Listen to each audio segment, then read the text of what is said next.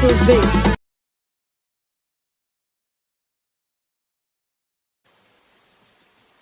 On a gloire à notre Dieu, on lui dit merci pour tous ses bienfaits. On nous a permis de pouvoir le célébrer. Le moment est venu maintenant de recevoir de notre Seigneur, de notre Dieu, de Jésus-Christ, l'enseignement qu'il nous donne pour notre âme. Que quelqu'un dispose son cœur maintenant pour recevoir la parole de Dieu. Quelqu'un dispose son cœur maintenant pour recevoir la parole de Dieu. Dieu est amour, il est miséricordieux. Il est le Dieu de bonté. Il est le Dieu de sainteté, le Dieu de pureté.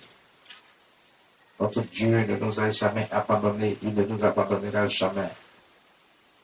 C'est l'homme qui abandonne Dieu. Dieu n'abandonne pas. Contrairement à ce que certains pensent, Dieu n'abandonne jamais. Je dis bien jamais.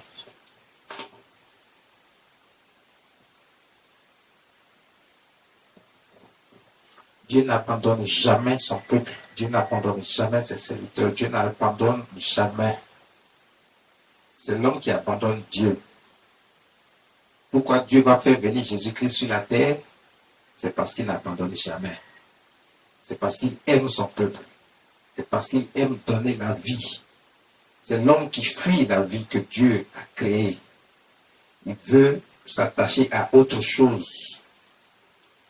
Pour offenser Dieu, pour offenser le Saint-Esprit, l'homme s'attache à autre chose qui n'a rien à voir avec Dieu.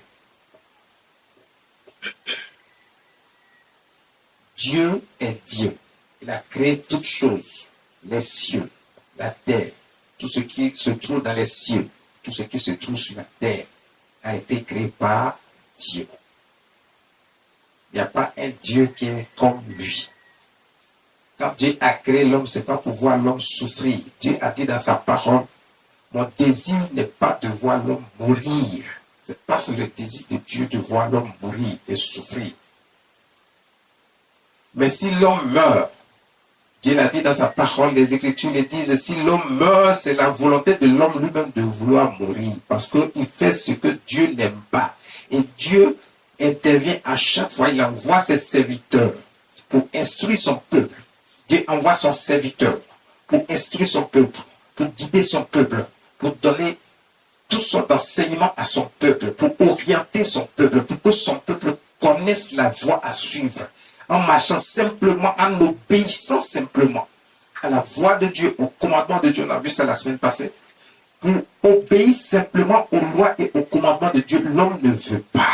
C'est pas parce qu'il ne peut pas, mais il ne veut pas. Il est concentré sur autre chose qui n'a rien à voir avec Dieu. Le problème de l'homme se trouve à ce niveau. Il est désobéissant. Il n'est pas reconnaissant. Il n'est même pas reconnaissant que le souffle de vie qui lui permet d'aller voir ailleurs, ce souffle de vie-là, c'est Dieu qui lui donne ça. L'homme est ingrat. L'homme n'est pas reconnaissant. Donc c'est l'homme qui abandonne Dieu. Dieu n'abandonne pas. D'abord, Dieu est toujours en train de tendre la main.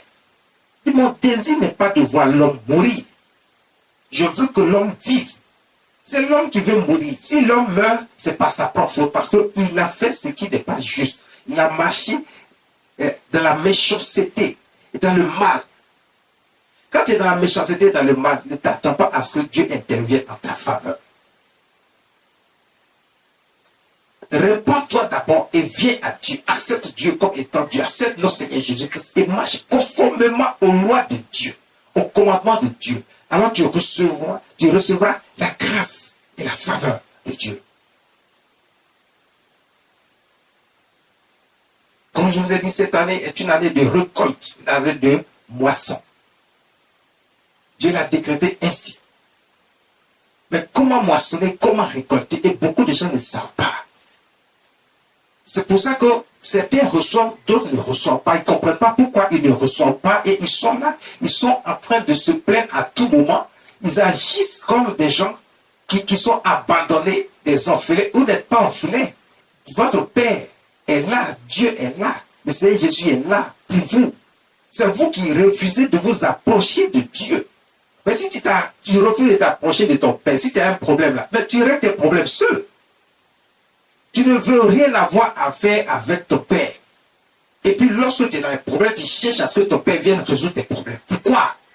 Pourquoi? Alors que toi-même, tu t'es éloigné de ton père. Tu t'es éloigné de lui. Tu ne fais rien avec lui. Si tu ne fais rien avec ton père, lorsque tu es coincé, que tu te retrouves dans les situations difficiles, gère tes situations tout seul. Dieu s'occupe de ceux qui sont avec lui, qui le reconnaissent comme étant Dieu, qui marchent avec lui, qui ne l'ont pas abandonné, mais qui sont avec lui, de jour comme de nuit, qui ont mis Dieu au centre de leur vie. Tu n'as pas mis Dieu au centre de ta vie, mais tu cherches les grâces et les faveurs de Dieu. Lorsque ça t'arrange, c'est là que tu sais que Dieu existe. Et lorsque tu reçois, tu te tournes maintenant vers ce qui ne glorifie pas le nom de Dieu. Dieu ne fonctionne pas comme ça. Notre Dieu ne fonctionne pas comme ça. Notre Dieu, il ne fonctionne pas comme ça. Il est Dieu. Il est le véritable Dieu. Il est le miséricordieux Dieu. Il est le Saint des saints. Il est le Dieu 3 fois saint. Saint, saint, saint est son nom. Saint, saint, saint est son nom. Il veut que tu sois saint comme lui. Il veut que tu marches selon ses commandements. Il veut que tu reconnaisses qu'il est Dieu. Il veut que tu reconnaisses que le sou de vie qui est en toi, c'est lui qui renouvelle ça chaque matin. Pourquoi tu te détournes de lui? On veut toutes choses, mais on veut tout avec facilité. Pourquoi l'homme aime ce qui est facile? Même Dieu, quand il créait toutes ces choses, vous pensez que ça a été facile pour lui? Dieu a réfléchi. Par sa science, il a créé les cieux. Il a créé tout ce qui se trouve dans les cieux. Par sa science, il a encore réfléchi. Il a créé la terre. Il a créé tout ce qui se trouve sur la terre. Il a créé les hommes. Il a créé les mers, les fleuves. Écoutez, ce n'est pas chose qui a été faite facilement. Dieu a réfléchi, il a travaillé dur. Toi, tu veux tout obtenir facilement. Tu ne veux pas faire d'effort. Quand l'homme a péché, qu'est-ce que l'homme a fait pour rentrer dans les grâces de Dieu? Puisqu'on continue de se débarrasser de Dieu comme s'il était encombrant dans notre vie. On ne veut pas s'attacher à Dieu, on ne veut pas reconnaître Dieu comme il était, comme il est et comme il est éternellement dans notre vie. Parce qu'il est le commencement, il est la fin. Tu ne peux pas t'empêcher de mettre Dieu dans ce que tu fais parce que c'est lui qui a commencé et c'est lui qui va terminer. Tu fais comment pour te débarrasser de lui? Ce monde dans lequel tu te trouves et tout ce que tu fais appartient à Dieu. Ce monde appartient à Dieu. Tout ce qui s'y trouve appartient à Dieu. Tout ce qui se trouve dans ce monde appartient à Dieu.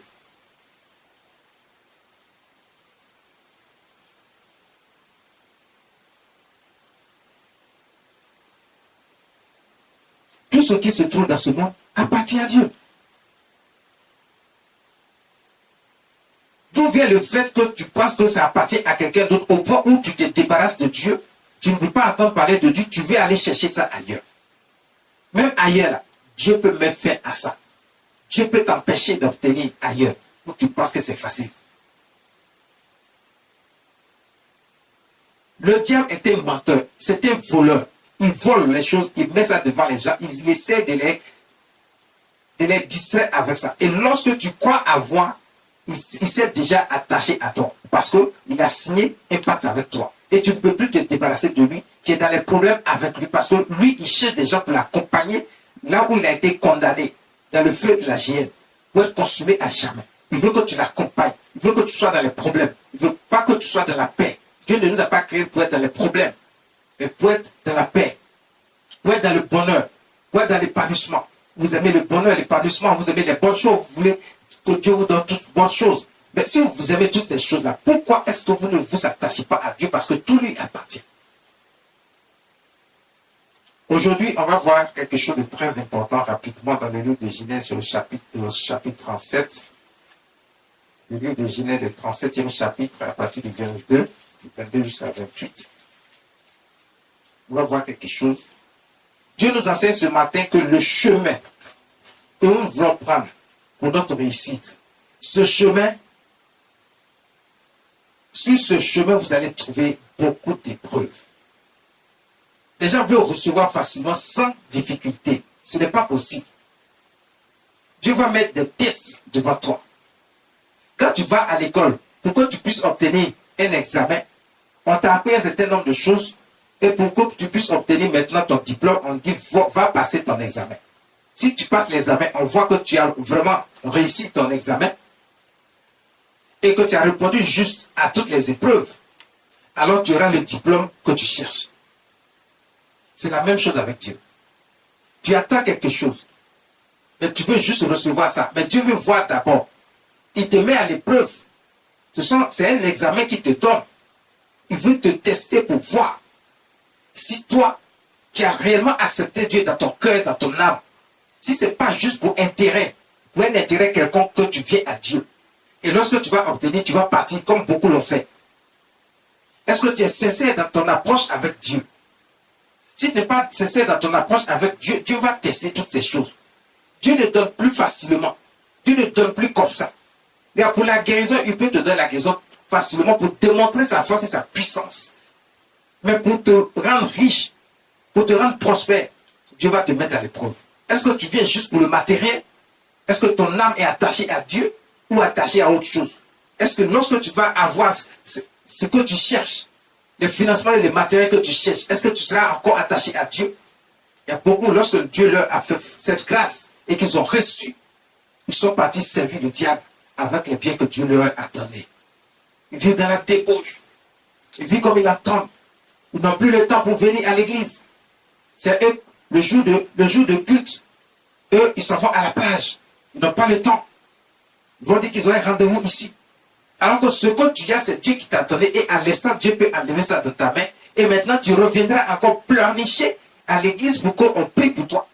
Pour que tu puisses recevoir encore. Alors que pendant qu'on a prié pour toi, quand tu as reçu, tu n'as même pas été reconnaissant avec Dieu. Et maintenant que tu n'as pas été reconnaissant, tu as vécu la vie que tu veux mener. Et maintenant que c'est parti, Dieu a levé ça encore de ta main. Tu vas venir encore pleurnicher pour qu'on prie encore pour toi. Ça ne fonctionne pas comme ça. Donc maintenant, Dieu met les gens à l'épreuve. Il y a beaucoup d'épreuves que Dieu met maintenant pour voir l'esprit des gens. Est-ce qu'ils sont vraiment attachés, ils viennent sincèrement avec l'amour pour Dieu, ou viennent juste pour l'amour, pour le matériel, l'argent qu'ils attendent de la part de Dieu, tous les biens qu'ils attendent de la part de Dieu. L'homme est ingrat. L'homme est ingrat. Est-ce que vous savez que Dieu aime le témoignage? Parce que le témoignage, c'est ça qui grandit Dieu. C'est ça qui fait grandir Dieu. C'est ça qui montre que Dieu, il est puissant, il est fort. Ce sont les témoignages. Parce que quand on a fait la démonstration de la puissance du Saint-Esprit, et qu'il y a eu un miracle dans ta vie, que ce soit au niveau de ta santé, au niveau du mariage, parce qu'on ne se marie pas chez vous, bien l'enfantement, tu n'as pas à avoir d'enfant, tu as eu un enfant. On a coupé des trompes, par exemple, et Dieu a rétabli. On a prié, tu as retrouvé des trompes, tu as pris grossesse, tu as enfanté. Tu cherches l'argent, et Dieu t'a béni, et puis maintenant l'argent est venu dans ta main. Soyez reconnaissants, rendez témoignage de ces faits. Parce que si vous pensez, vous cachez de qui? Parce que si vous devez vous cacher, pourquoi vous venez vers Dieu? Parce que Dieu, lui, il ne cache rien. Pourquoi il doit se cacher? Si se cache, ça veut dire qu'il n'est pas ce qu'il dit être. Dieu ne se cache pas. Et toi, tu te caches. Si on a pu prier, on a pu prier pour toi, tu es délivré des mains des ennemis et que ce qui te bloquait a été débloqué.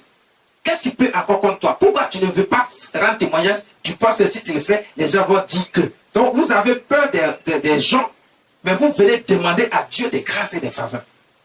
Vous avez honte que quelqu'un vous voit dire, ah lui là, donc il est chrétien. Donc c'est Dieu qui a... Non. Quand vous faites ça là, vous devez le faire, vous devez rendre témoignage. Quand vous refusez de le faire, vous provoquez une situation désagréable avec Dieu. Vous offensez le Saint-Esprit. Moi, j'ai prié pour certaines personnes, ils ont eu grâce et faveur de la part de Dieu. Ils refusent de rendre témoignage. Quand tu refuses de rendre témoignage, tu penses que demain, si tu as encore un autre problème ou bien une autre situation, tu penses que tu vas intervenir dans ta vie. Dieu va se souvenir que toi, tu refuses de rendre témoignage. Je vous dis qu'il y a quelqu'un pour qui j'ai prié, Dieu lui a fait grâce. Quelque chose d'extraordinaire. La personne refuse de rendre témoignage. Pourquoi la personne refuse de rendre témoignage? Parce que la personne est accrochée à un homme. Non, les gens vont dire que. Les gens vont dire que, mais pourquoi tu es venu vers Dieu pour que Dieu fasse ce que les gens n'ont pas pu faire pour toi? Tu es venu, Dieu a fait pour toi. Mais tu dis, les gens vont dire que. Les gens vont penser que. Non, lui là, c'est une personne connue, donc on n'a pas, il ne doit pas s'exposer, il ne doit pas exposer son visage parce qu'il est trop connu. Tu es connu comment? Tu es plus connu que Dieu. C'est Dieu qui t'a donné ce que tu as. Tu as souffert. Tu n'étais même plus sûr d'avoir cette chose. On a payé pour toi, le miracle, c'est produit que tu as obtenu. Et c'est maintenant que tu dis, les gens vont dire que tu as honte. Pourquoi les gens vont voir? C'est une personnalité. Quelle personnalité? Quelle personnalité est plus importante que Dieu? La personnalité dont tu parles lui-même dépend de Dieu parce que son souffle de vie appartient à Dieu. À l'instant où toi tu es en train de parler là, Dieu peut enlever le souffle de vie en lui. Il ne va plus vivre. Et on va voir ce que tu vas faire. Je vous ai déjà donné le témoignage dans la Bible où le Seigneur était en train de parler à quelqu'un qui était riche. Il voulait maintenant vivre une vie de débauche. Et Dieu a dit la nuit, même ce jour-là même, la nuit là, il va enlever le souffle de vie. Il a enlevé le souffle de vie, les gars, il est mort. Donc ça veut dire que tout ce que vous faites est inutile. Vous voulez vous cacher pourquoi? On se cache pourquoi? Dieu est Seigneur. S'il a pu te délivrer, il peut te protéger. Il dit, tes ennemis viendront par un chemin, ils fuiront par 7 chemins. Tu as peur de qui? Donc tu as honte des hommes. Mais tu n'as pas honte de Dieu. Tu dois avoir peur de Dieu. C'est pour ça maintenant que Dieu met les gens à l'épreuve avant de les bénir. Il les met à l'épreuve. Il veut tester pour voir. Est-ce que ton cœur est pur? Est-ce que tu as accepté réellement Dieu? Est-ce que tu ne viens pas juste pour ton intérêt égoïste et puis après tu te bats? Les gens viennent juste pour recevoir tout ce qui est dans leur esprit. Il fait ça. C'est quand il veut là. Il sait, ah bon, je vais faire ça. Je vais faire ça. Alors que c'est parce qu'il attend quelque chose de la part de Dieu. Il ne vient pas avec un cœur pur. Il n'aime pas Dieu. Mais il veut ce qui vient de Dieu. C'est pour ça que maintenant Dieu met les gens à l'épreuve. Les épreuves, le chemin de mon élévation. C'est le thème que le Saint-Esprit nous donne ce matin. Les épreuves, le chemin de mon élévation. Genèse chapitre 37, verset 22 à 28. Fais-nous la lecture. Ruben leur dit.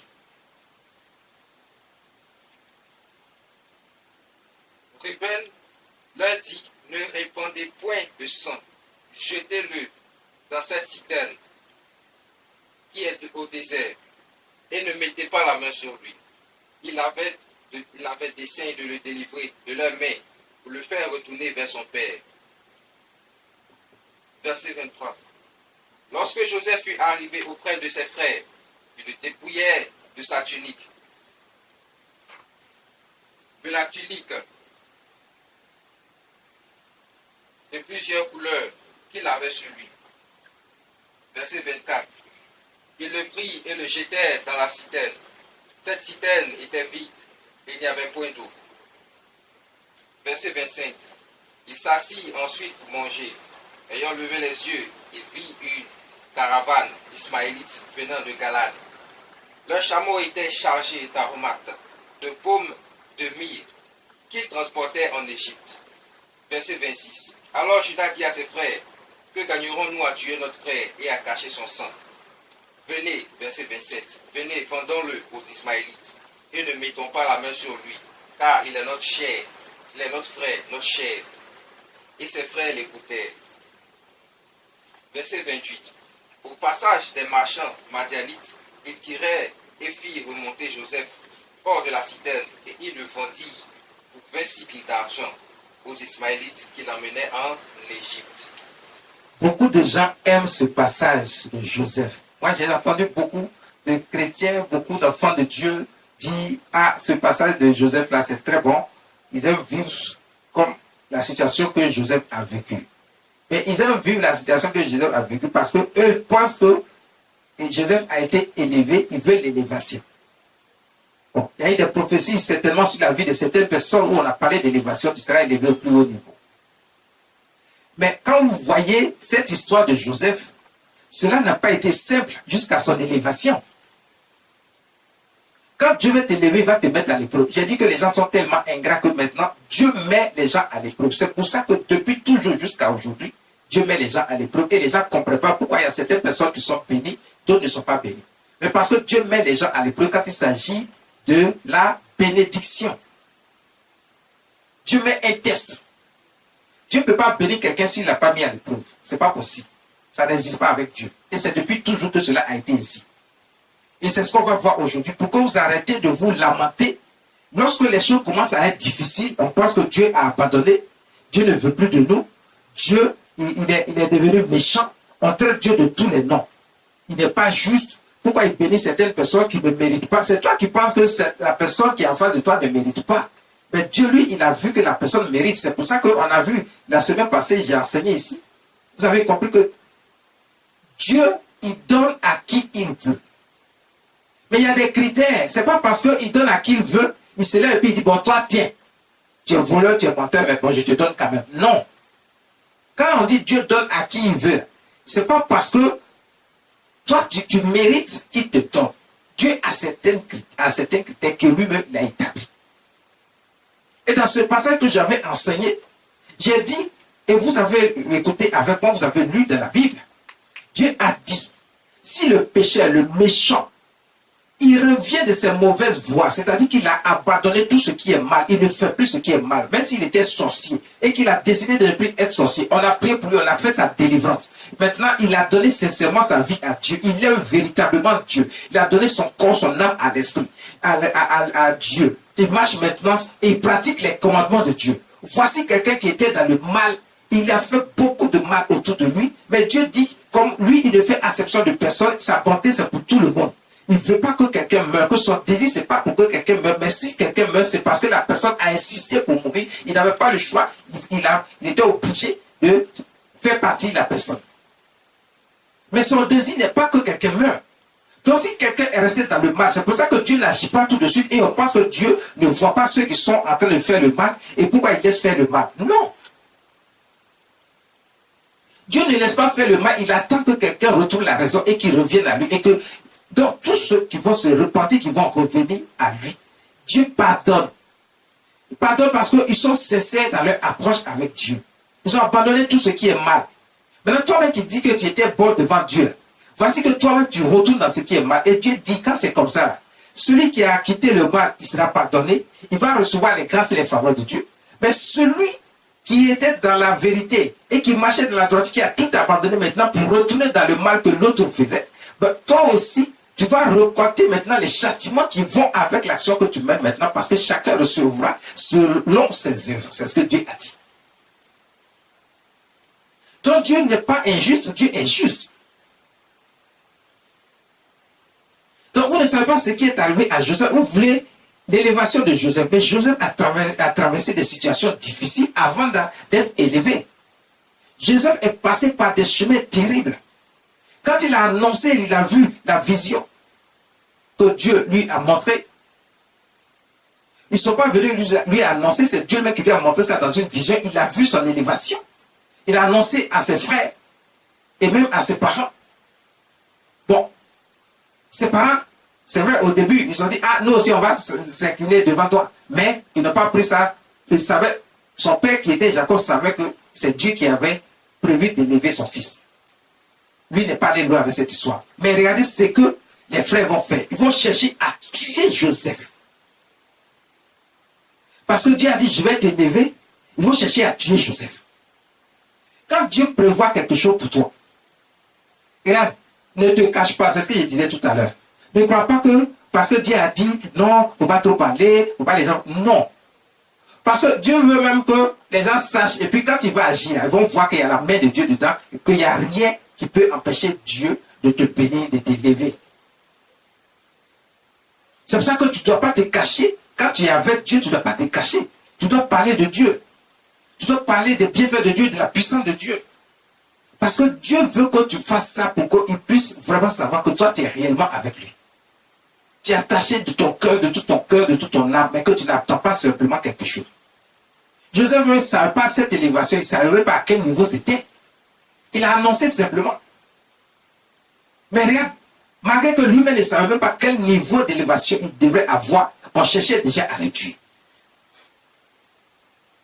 Dans l'esprit de ses frères, dans le spirituel, il savait déjà que l'élévation était très grande. Il ne fallait pas que Joseph, qui était pratiquement l'avant-dernier fils de la famille, c'est lui que Dieu va élever. Dieu n'était pas quand si tu es le premier ou le dernier. Dieu choisit qui il veut dans la famille pour élever. Dieu choisit qui il veut dans la famille pour élever. Tu n'es pas quand si tu es le premier ou tu es le dernier. Non. Si Dieu a trouvé en toi une âme sincère, un cœur qui est bon, qui a accepté Dieu, qui marche avec Dieu, Dieu, il fait un programme avec toi.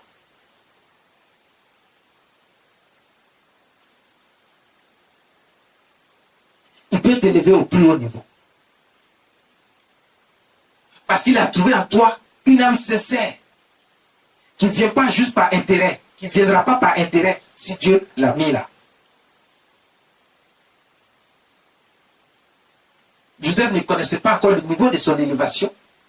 Mais voyez, déjà, ses frères voulaient le tuer. Ils ont cherché à le tuer. Mais, comme Dieu veut élever Joseph, Dieu va prendre toutes les dispositions pour que Joseph ne meure pas des mains de ses frères, malgré même qu'il savait que Dieu allait l'élever. Donc, quand Dieu veut t'élever, Dieu veut faire quelque chose pour toi. Regarde, tu caches et tu ne fais rien parce que tu es en train de retarder toi-même la chose.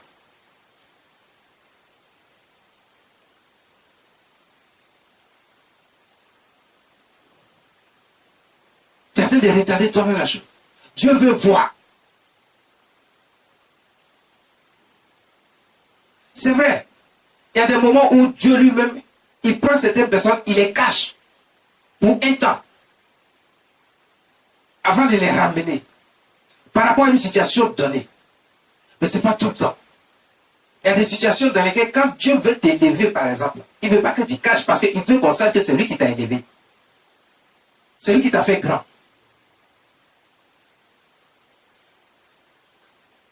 Tu dois rendre témoignage. Joseph, ses frères voulaient le tuer.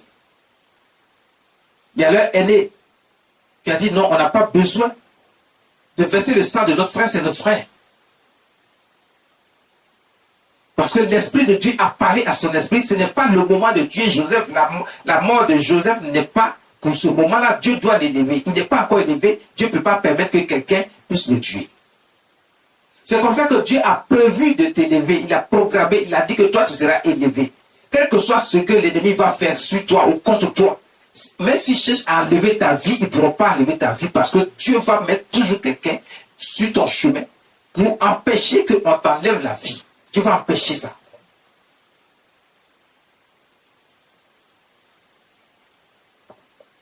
Et tu auras toujours la vie jusqu'à aller jusqu'à atteindre le niveau que Dieu a prévu pour toi, pour ton élévation.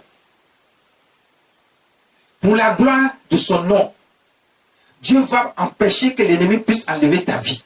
Ils vont utiliser toutes les manières possibles, ils ne pourront pas t'atteindre. Ils ne pourront pas enlever ta vie.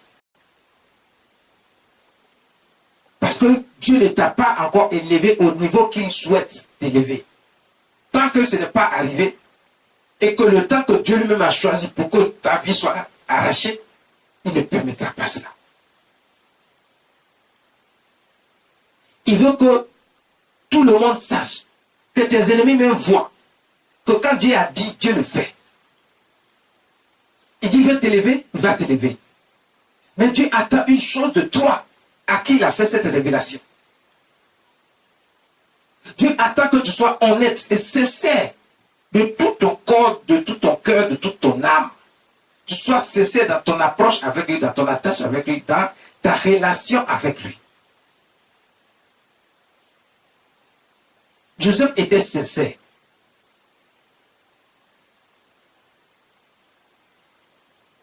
Quand le frère a quitté, le frère de Joseph, l'aîné, l'a quitté les autres, ils ont vu que l'aîné qui ne voulait pas qu'on le tue n'est plus là. Ils voulaient encore le tuer avant que l'aîné n'arrive. C'est comme ça que les problèmes seront devant toi.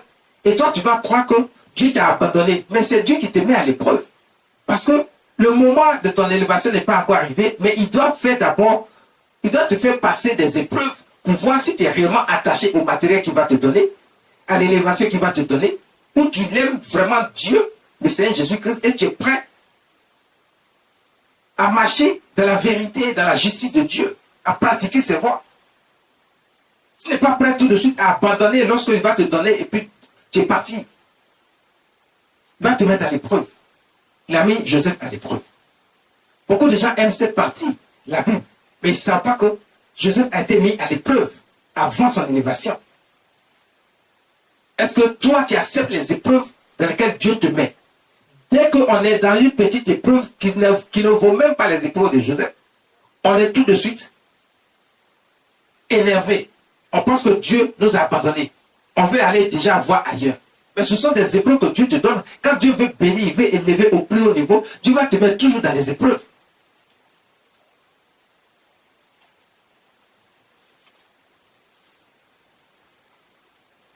Les épreuves, le chemin de mon élévation.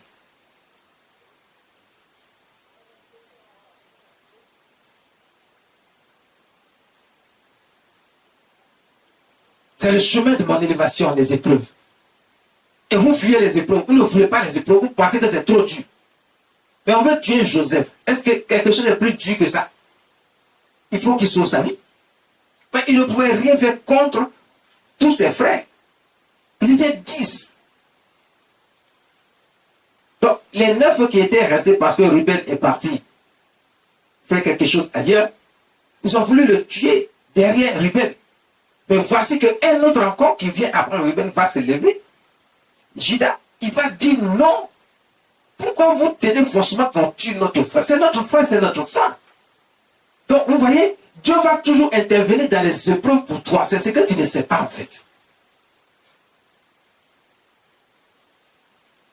Dieu met les épreuves pour te tester, mais Dieu agit dans les épreuves pour t'en sortir. Si tu es fidèle à lui, si tu n'as pas abandonné, si ton esprit n'est pas parti ailleurs et que ton esprit est toujours sur Dieu, et que c'est sur Dieu que tu comptes pour te sortir de ces épreuves, alors il sera là pour toi, il va te sortir de ces épreuves. Mais lorsque tu es dans les épreuves et puis tu oublies même le nom de Dieu, et que tu fais appel à des hommes, tu cherches ta solution dans les hommes, et tu oublies Dieu, alors Dieu te laissera dans l'épreuve. Tu n'es pas digne de recevoir cette élévation, ou alors ce que tu attends de lui.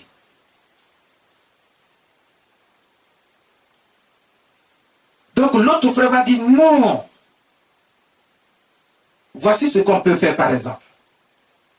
Au lieu de le tuer, on va le vendre.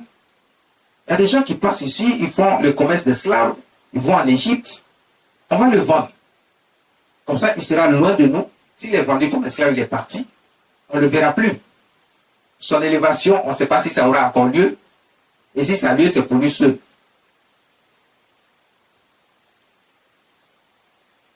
Mais vendons-le. Les autres ont accepté le principe. Et effectivement, les marchands sont arrivés. Ils partaient vers l'Égypte. Ils ont fait sortir Joseph qu'ils avaient mis dans un puits. Ils l'ont vendu aux Ismaélites. Ils sont partis avec lui en Égypte comme esclaves. Ils l'ont vendu dans la maison de Potiphar, l'un des chefs de garde du roi. Ils l'ont vendu. Et quand Ruben est venu, leur frère est né, il a demandé où se trouve leur frère. Ils disent qu'ils l'ont vendu. Mais il ne pouvait rien faire, il a déjà été vendu, il est parti. Mais regardez, quelqu'un dira, mais pourquoi ils ont vendu encore leur frère? C'est leur frère, on pouvait les garder. Non! Ce sont les épreuves que Dieu donnait à Joseph et le chemin de l'élévation de Joseph passait par cette vente, mais pas par la mort. La mort s'est trouvée sur le chemin de Joseph, mais Dieu a enlevé la mort. Mais la vente fait partie de l'élévation. La vente fait partie des épreuves que Dieu met sur le chemin de Joseph, mais pas la mort. S'il est mort, comment il peut être élevé pour glorifier le nom de Dieu? Si Joseph est mort, comment il pourra être élevé pour glorifier le nom de Dieu? Donc, il faut savoir que les épreuves dans lesquelles tu te trouves, regarde, Dieu ne va pas enlever ta vie. Il ne permettra pas ça. Il mettra toujours quelqu'un qui l'a guidé pour empêcher qu'on t'enlève la vie. Parce qu'il veut t'élever. Il veut que son nom soit glorifié. Il veut aller jusqu'au bout. Le chemin là, tu ne pourras pas empêcher les épreuves parce que c'est lui qui les met sur ton chemin. Pour voir si tu es réellement attaché à lui et que lorsqu'il va t'élever à un certain niveau, est-ce que tu vas rester avec lui? Est-ce que tu ne seras pas ingrat comme beaucoup l'ont été?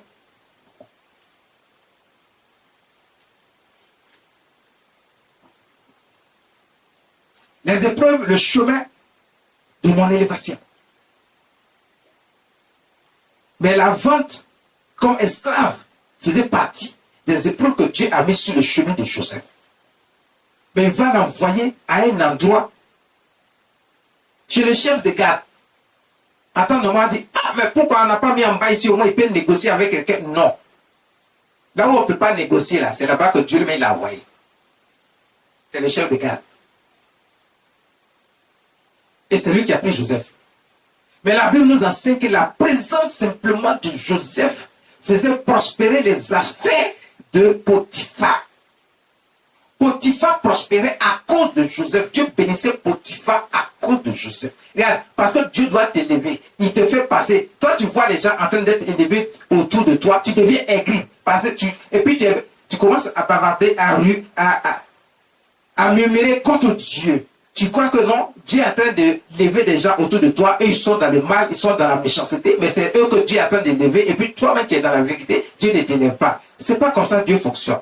Ta seule présence, c'est ce qui fait que Dieu est en train d'élever ceux qui sont autour de toi pour te montrer déjà que voici ce qu'il peut faire. Si des gens même qui ne sont pas avec lui, il peut les élever. Et encore toi qui es avec lui, il peut faire encore mieux que ça pour toi. Et c'est ce que beaucoup n'ont pas compris quand ils sont dans les épreuves et qu'ils voient des gens dans leur environnement, autour de lui, en train de réussir, en train d'avoir un certain nombre de choses. Ils prennent ça comme exemple, ils disent, mais attends, pourquoi est-ce que ceux-là, ils sont allés voir ailleurs? Non, ta présence même à côté de là, c'est ce qui fait que Dieu les bénit, pour te montrer à toi que voici, il peut bénir qui il veut. Mais à cause de toi, il bénit ceux-là pour que tu vois et que tu saches. Au lieu d'être aigri et de commencer à murmurer contre Dieu, tu dois être content pour eux. Tu dois te dire, ah, donc mon Dieu là, il existe vraiment. Et que c'est à cause de moi qu'ils sont bénis, ils sont élevés.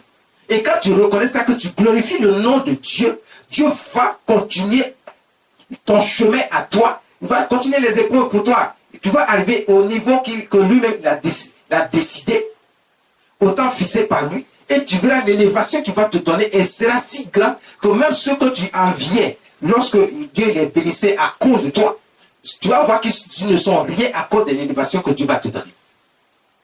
Que Dieu a prévu pour toi et qu'il te donne. Mais quand tu ne savais pas que c'était à cause de toi que Dieu les bénissait, tu es aigri. Tu murmures contre Dieu. Tu veux aller voir ailleurs. Tu es en train de mettre fin à la promesse de Dieu dans ta vie. Tu es en train de faire un blocage sur la révélation que Dieu a faite pour toi. Tu es en train de faire un blocage pour l'élévation que Dieu veut te donner. Tu es en train de faire un blocage pour ce que Dieu a dit, il va te donner. Et puis, tu n'es pas patient, tu n'attends pas. Il va te rendre riche. Et puis toi, tu es déjà en train d'envier les autres. Mais c'est Dieu qui a dit, il va te rendre riche. Et c'est à cause de toi que les gens qui sont autour de toi sont en train d'être bénis. Dieu veut que tu vois et que tu glorifies son nom pour qu'il puisse t'élever plus que ces gens qui sont autour de toi. Pour que tu puisses glorifier son nom, sache que Dieu, quand il veut élever, il l'élève au plus haut niveau. les épreuves, le chemin de mon élévation. Joseph n'a pas abandonné Dieu. Il aimait Dieu. Et la Bible nous enseigne que Joseph était avec Dieu et Dieu était avec Joseph dans tout ce qu'il faisait. Regarde, dans la maison de Potiphar, le diable va encore tenter Joseph. La femme de Potiphar, son maître, va chercher à coucher avec Joseph. Joseph a dit, il a refusé. Il a dit non, lui ne peut pas coucher avec la femme d'autrui, une femme mariée, et encore plus avec la femme de son maître, qui est capable de le tuer sur le champ. Il a tout fait pour refuser, mais malgré cela, la femme a réussi à l'emmener à être condamnée. Parce qu'elle a parlé à son mari, et son mari, il savait que Joseph était innocent, mais il ne voulait pas décevoir non plus sa femme au profit de Joseph. Il va emmener Joseph en prison. Mais quelqu'un va me dire, mais c'est quoi ça encore? Mais si on veut élever Joseph, pourquoi il se retrouve en prison? Mais c'était le chemin que Dieu a tracé pour Joseph pour arriver à son élévation. Parce que Dieu veut t'élever au plus haut niveau. Mais pour être au plus haut niveau, il faut passer par les plus dangereuses épreuves. Quand tu sors de là, quand Dieu te sort de là, il t'élève et tout le monde te respecte. Tu as peur des épreuves, ça veut dire que tu ne veux pas être élevé. Tu ne veux pas être élevé. Parce que tu as peur des épreuves. Tu n'as même pas mis ta vie dans les mains de Dieu. Dieu n'est pas le commencement et la fin dans ta vie. Il n'est pas au centre de ta vie. Tu fais ce que bon te semble. Dieu n'aime pas ça. Dieu n'aime pas ça. Joseph devait passer par là. C'est son chemin, le chemin de son élévation, passer par cette prison. Arrivé en prison, la Bible nous enseigne qu'ils ont nommé Joseph chef. Là où il était dans la prison, il a été nommé chef. Regardez, un prisonnier, il est devenu chef. Les autres prisonniers. Il est devenu chef. Son avis comptait. Ils ont envoyé 2 personnes sous la garde de Joseph dans la prison. Et ces personnes-là, qui venaient de la maison du roi, vous voyez, ils ont eu des songes. Et Joseph, ils ont expliqué leur songe à Joseph. Le songe était tellement bizarre. Ils ont expliqué à Joseph et ils ont trouvé la réponse qu'ils attendaient qui a apaisé leur cœur. Même s'il y a la réponse n'a pas vraiment apaisé parce que lui, il devait connaître la mort. Mais l'autre devait être élevé, il devait garder son rang qu'il avait au palais, auprès du roi. Et Joseph a dit à ce dernier, lorsque tu seras libéré et que tu iras, souviens-toi de moi. Joseph est un esclave, il veut qu'on se souvienne de lui au palais. Vous pensez que c'est simple?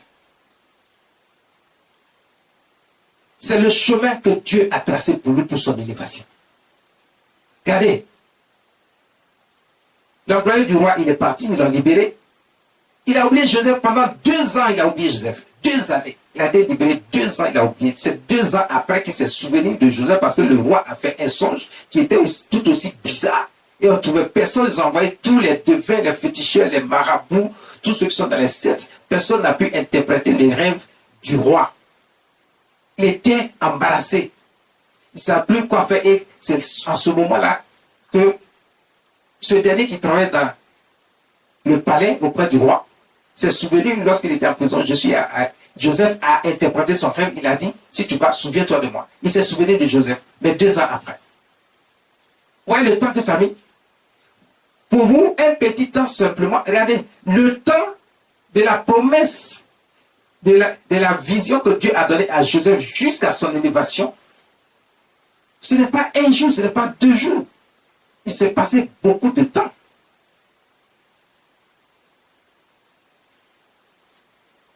Il s'est passé beaucoup de temps. Pratiquement 12 années se sont écoulées. avant son élévation.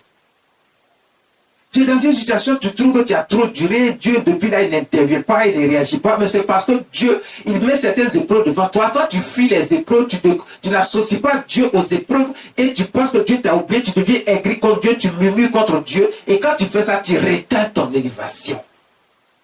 Dieu n'a pas encore vu que tu es sincère avec lui. Joseph est parti expliquer le rêve du roi et lorsqu'il a fini d'expliquer, le roi a compris que il n'y avait que lui seul à qui on pouvait confier l'explication qu'il a donnée. Il allait avoir la famine dans le pays. Mais il allait aussi avoir une abondance dans le pays pendant 7 ans. Et une famine pendant 7 ans. Mais comment faire puisque l'abondance vient avant la famine? Il a dit, mais comment on va faire? Joseph dit, il faut nommer quelqu'un qui va gérer ces situations pendant le temps d'abondance. Et maintenant, quand le temps où il y aura la famine va arriver, vous aurez de quoi faire face à la famine. Il dit, mais je ne vois personne d'autre que toi. Si toi, tu as pu expliquer, ça veut dire que c'est toi qui es capable de faire ça, tu sais comment tu peux gérer ça. Parce que je vois en toi l'esprit de Dieu et je vois que Dieu est avec toi et tu peux faire les choses selon Dieu. Fais-le. Je te nomme Premier ministre. Tu auras pouvoir sur tout le pays. Tout le monde doit se prosterner devant toi. Tout le monde doit écouter et suivre tes ordres. Sauf moi, le roi. Mais à part cela, tout le monde est sous tes ordres. C'est ce que tu décideras qui sera fait. Regardez, est-ce que Joseph ne vient pas d'être élevé au plus haut niveau? Mais il n'y avait pas que toute l'Égypte qui se soumettait à Joseph. C'était toutes les nations de la terre parce que les gens venaient de loin et se prosternaient devant Joseph pour recevoir quand il y avait la famine. Joseph avait fait ce qu'il fallait, il était élevé, il était devenu puissant, financièrement, matériellement. Les gens venaient pour recevoir, ils vendaient ce qu'il avait à ces nations. Ses frères sont venus se prosterner sans savoir que c'était leur frère qui était là, le tout-puissant. Est-ce qu'il n'a pas été élevé? Est-ce que ses frères ne se sont pas prosternés? Ils se sont prosternés. C'est de ça qu'il parlait et ils ont voulu le tuer. Mais son élévation va servir à tout le monde, puisque eux aussi sont dans la faim. Dans leur nation là-bas, ils viennent dans la nation d'Égypte pour chercher de quoi manger, parce qu'on dit là-bas, il y a la nourriture, vous pouvez acheter. Ils ont l'argent, mais ils n'ont pas à manger. Ils sont venus voir Joseph, se sont prosternés, sans se rendre compte que c'est ce qu'il avait dit là, qui vient de se réaliser.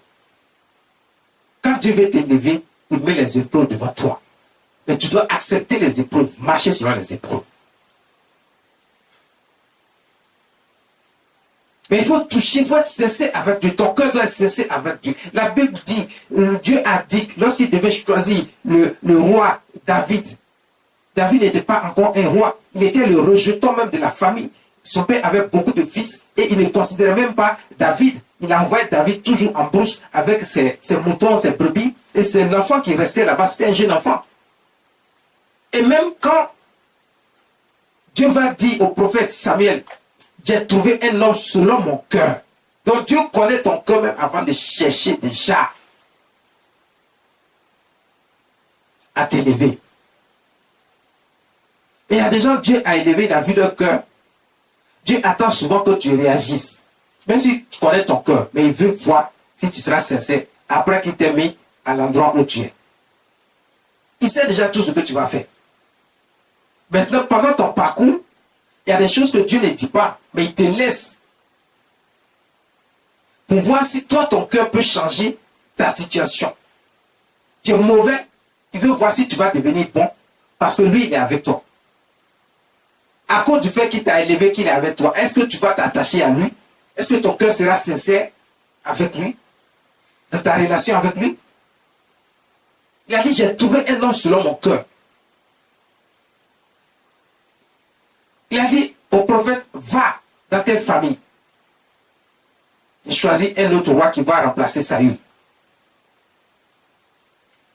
Le prophète Samuel est parti.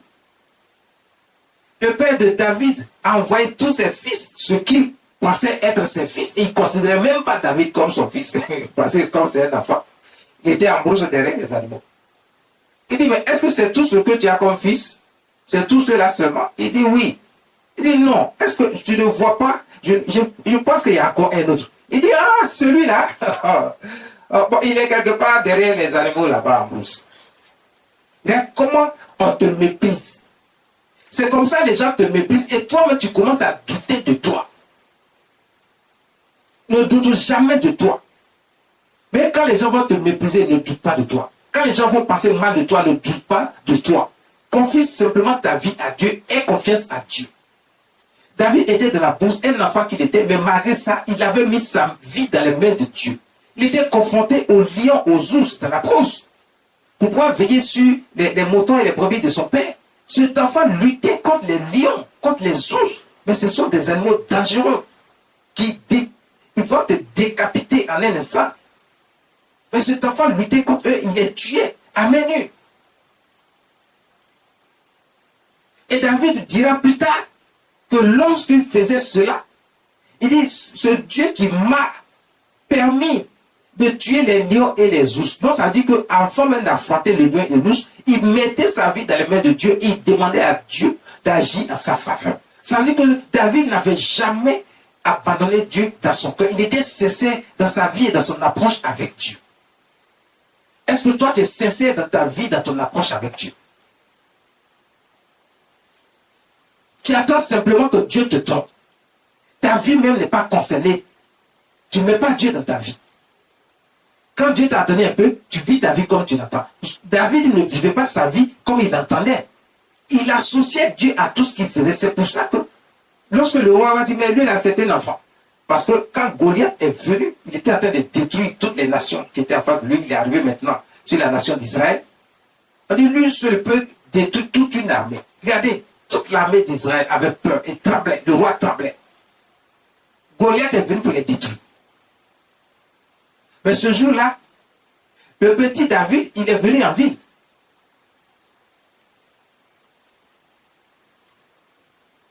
Il est venu en ville. Mais il a fallu... Pourquoi il est venu en ville? Dieu l'avait déjà désigné. Il dit, il a trouvé un homme selon mon cœur. Saül a fait venir le petit de la brousse. Et Dieu l'a oint par la main de Saül le prophète. Mais il était encore un enfant.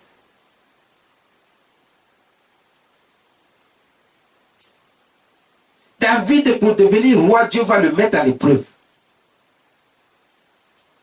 Il était déjà confronté à l'épreuve des lions et des ours dans la brousse, aussi jeune qu'il était. Il n'a pas fui. Il n'a pas dit à son père, tu me négliges, tu ne m'aimes pas, tu m'as méprisé. Les gens vont te mépriser, ils vont te négliger, ils vont te livrer dans les mains de tes ennemis. Eux-mêmes sont déjà tes ennemis. Mais garde en tête une chose. Dieu doit être au centre de ta vie. Il doit être le premier, le dernier dans tout ce que tu fais. Dans tout ce que tu fais, tu dois associer Dieu. David associait Dieu dans la brousse où il était. Et Dieu était avec David. Quand l'armée d'Israël avait peur et tremblait, David est venu, ses frères lui ont dit, mais tu n'as pas ta place, tu fais quoi ici? Son père, leur père avait dit, va donner la notice à tes frères. Donc il était parti. Ses frères disent, quitte ici, tu ne vois pas ce qui se passe ici, ce n'est pas à ton niveau, rentre à la maison. Il dit non. Le roi a dit, j'ai entendu dire que le roi veut donner une récompense à celui qui va battre ce Goliath. Regardez, David doit passer encore par cette épreuve. Dieu veut élever David. Il dit, j'ai trouvé un homme selon mon cœur. Dieu veut l'élever non seulement comme un roi, mais comme le plus grand guerrier de tous les temps, de toute l'histoire de l'humanité. Le plus grand combattant parmi les hommes. Donc, il avait un niveau extraordinaire que Dieu voulait l'emmener. Dieu voulait l'emmener à un niveau extraordinaire, tellement élevé. Parce que plus tard, lorsqu'il va battre Goliath, avant de battre Goliath, il a dit à Goliath, le Dieu que je sers me donne aujourd'hui ta tête et je vais donner ta tête aux oiseaux du ciel. toi et toute l'armée des Philistins qui sont avec toi. Ce que David a dit, il a fait. Mais il était à l'épreuve de Goliath. Mais Goliath, toute une armée a peur de Goliath. Mais cet enfant dit non, moi je l'affronte. Il était là à l'épreuve. Mais il n'est pas parti simplement parce qu'il avait Dieu avec lui. Est-ce que toi tu as Dieu avec lui? Donc, sache que les épreuves, le chemin de mon élévation, dans cette épreuve, si tu as mis Dieu avec toi, Dieu aussi est avec toi. Il ne t'abandonne pas. Dieu va mettre les épreuves devant toi, mais Dieu ne t'abandonne pas dans les épreuves. Parce que David avait dit que Dieu va donner la tête de Goliath. Dieu était avec David. Effectivement, Goliath a méprisé David quand il a vu que c'était un enfant. David dit, je vais couper ta tête, je vais donner aux oiseaux du ciel. On lui a donné une armure, une épée qui était plus lourde que lui, il ne pouvait même pas se lever. Il a pris juste une petite fronde avec un petit caillou. Il a avancé en courant vers Goliath, il a lancé. Il a fait partie du caillou qui a transpercé le front de Goliath, il est tombé net mort sur le champ. Parce que Dieu était avec lui. Il vient de passer la dernière épreuve, encore une épreuve de son élévation. Parce que ce n'était pas la dernière.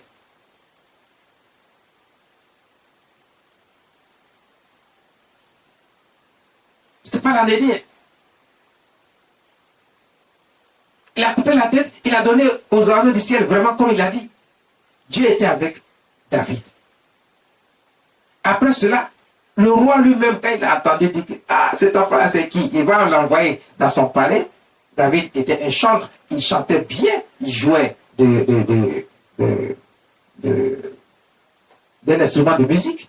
Il apaisait le roi lorsqu'il était tourmenté par les esprits mauvais. Mais plus tard, il va entendre dire que Dieu a dit que David sera le prochain roi. Il va le remplacer. Pourtant, lui, le roi, il est là, il a des fils. Il y a Jonathan, son fils, qui doit prendre la relève après lui. Mais pourquoi on parle de David? Il va chercher à tuer David. Donc, regardez, une autre épreuve va se présenter à David où le roi va courir après lui pendant tout le temps. Mais lui-même qui doit être le successeur du roi Jonathan, Dieu va l'utiliser maintenant pour pouvoir permettre à David d'être sur le trône. Et la Bible nous enseigne que le cœur de Jonathan, l'âme de Jonathan, s'est attachée à l'âme de David. Il l'aimait comme son propre âme. Et il voulait lui-même que David soit le roi. Je vous ai dit, Dieu utilisera toujours quelqu'un, même sur le chemin de l'épreuve. Dans l'épreuve, Dieu est avec vous. Si vous restez fidèle et sincère dans votre relation avec Dieu. Il va utiliser toujours quelqu'un pour venir. Il sera sur ce chemin-là. Et c'est lui qui va vous permettre d'aller jusqu'à l'élévation.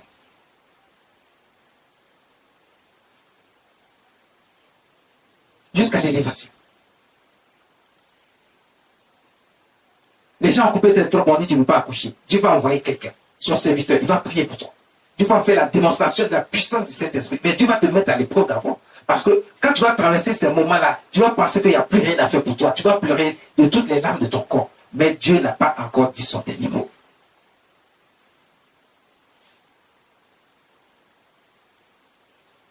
On dit, on t'a programmé pour que tu meurs. Tu es dans une situation difficile, tu ne dors plus, tu fais des cauchemars. Ta vie n'a plus de sens parce qu'on t'a programmé. Dieu va envoyer quelqu'un sur ton chemin.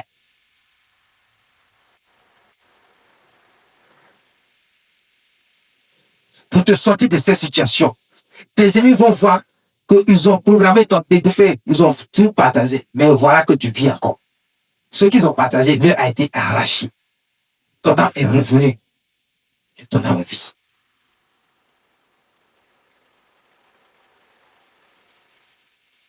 Daniel était à l'épreuve. Parce que Dieu avait prévu, c'était un esclave lui aussi. Comme Joseph. Dans un pays étranger également. Daniel et ses compagnons. Mais Dieu aimait Daniel parce que Daniel avait mis Dieu au centre de sa vie. Et même quand les problèmes, les épreuves sont arrivés vers Daniel, où on voulait même le faire tuer, le mettre dans la fosse au lion, la Bible nous dit Daniel n'a pas crié au scandale, il n'a pas crié que Dieu l'a abandonné. La Bible nous dit Daniel continuait à prier comme il priait avant, où il n'y avait pas de problème. Il continuait à prier Dieu. Il n'a pas dit, ah Seigneur, pourquoi est-ce que, il ne s'est pas posé des questions. Mais il savait que le seul Dieu qui est lui, il adore. Si Dieu veut qu'il meure par la force au lion, c'est la volonté de Dieu. Mais si ce n'est pas la volonté de Dieu, Daniel savait que Dieu allait le sortir de là. Même s'il y a des lions, même si on les jette. Il croyait en Dieu. Il avait mis toute sa confiance en Dieu. Le chemin de son élévation passait par ces lions. Ils ont jeté Daniel dans la fosse au lion. Le roi même a gêné, a prié pour Daniel. Vous voyez, Dieu mettra toujours quelqu'un sur votre chemin pour vous. Parce que Dieu n'a pas prévu que pour ton élévation, tu meurs avant ton élévation. En ce moment, ce n'est plus une élévation. Dieu va faire en sorte que quelqu'un soit sur ton chemin. C'est le roi lui-même qui va gêner prier pour Daniel, afin qu'il vive. Dieu a envoyé un ange fermer la bouche des lions, qui ont gardé Daniel. Ils l'ont fait dormir comme un bébé. Et le lendemain, le roi a retrouvé Daniel. Il a appelé, il a répondu. Mais qu'est-ce que le roi avait dit la veille? Il dit que le Dieu que tu sais,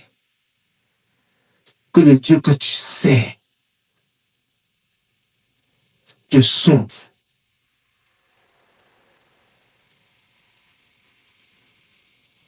Il a prié le Dieu de Daniel. Donc, que son Daniel?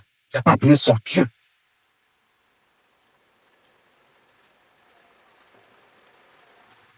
Le chemin, les épreuves, le chemin de mon élévation.